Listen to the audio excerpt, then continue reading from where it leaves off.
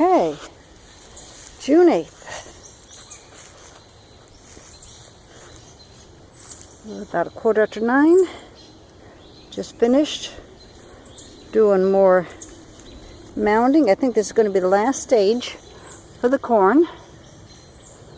And the corn is knee-high, which means, of course, we're ahead of the Midwest, which is knee-high by the 4th of July, as we always used to say. Here's one of the potato plants. That's one of the better ones. Here's some more. This one's starting to really roam here. This is the smallest of the potato plants. It's hanging in there, though. And this is the one I stepped on a week ago. Doing just fine. All right. Quick tour. Our pepper plants are coming along pretty well. These are the tallest of them over here. It gives you an idea of how big they are. So they're doing okay. Tomato plants, some of them are still lagging, but some of them are looking really good. Haven't figured out yet why, but looks like some of them in certain areas are doing better than others. And I'm sure the soaker hose is helping.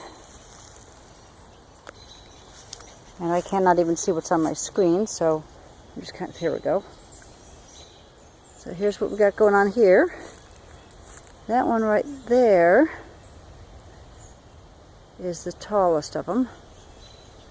It's doing pretty darn well, I'd say. All right. And we've got 4 varieties. Well, technically it's even more than 4 varieties, because the heirloom mixed tomatoes could be one of, I guess, 4 or 5 different varieties, and I'm seeing different kinds of leaves among them. These are heirloom here, and you see we've got one kind of leaf on these, and we've got another kind of leaf on these, and we've got another kind of leaf on these. Some of them are, see, some of them are like that. Anyway, this is what we have going on now. Oh, there's the biggie. And he's got a bloom in there. Let's see if I can zoom in on that. Yay! That's not the first bloom for this one either. Oh, there's a couple blooms in there. So, got that. Over here, this is the area that is going to be used for the asparagus and strawberries. Those are going to be transplanted, I guess, in the fall. I decided to make use of some of it and planted some cutting flowers there. I've got some of these grassy weeds coming up in there, but otherwise it's doing all right. I've got these darn things. There we go. And these are the eggplants.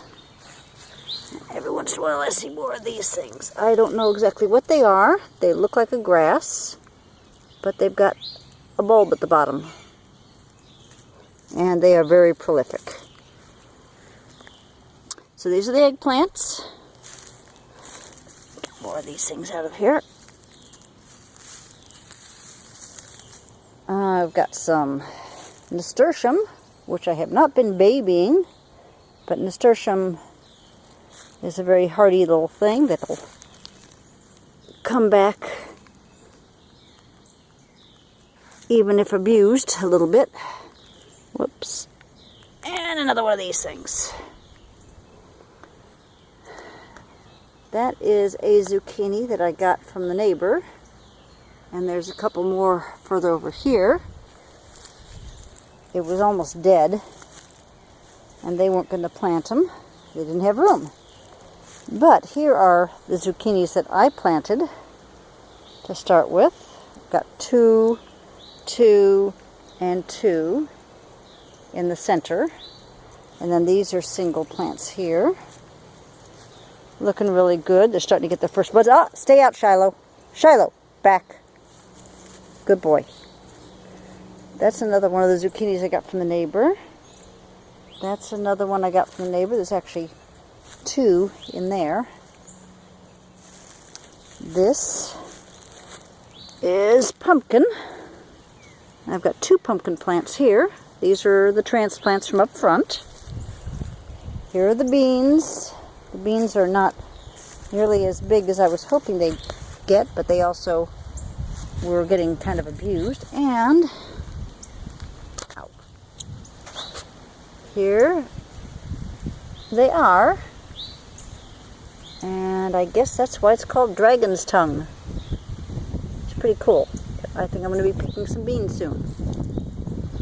Those are more of the pumpkins. And we've got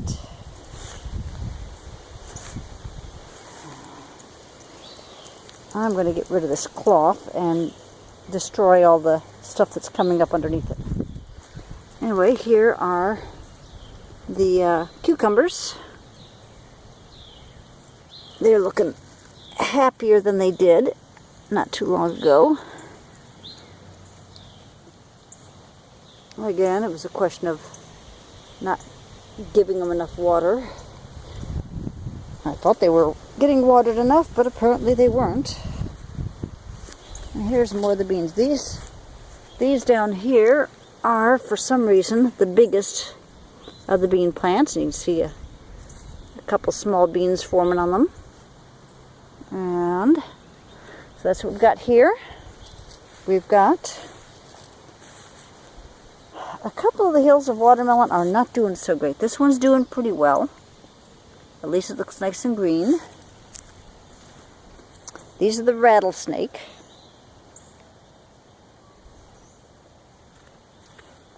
And here is the Desert King,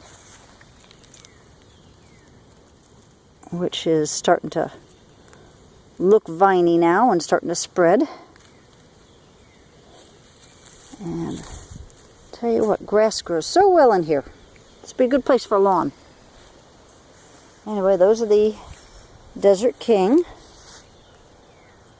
That's the rattlesnake over there.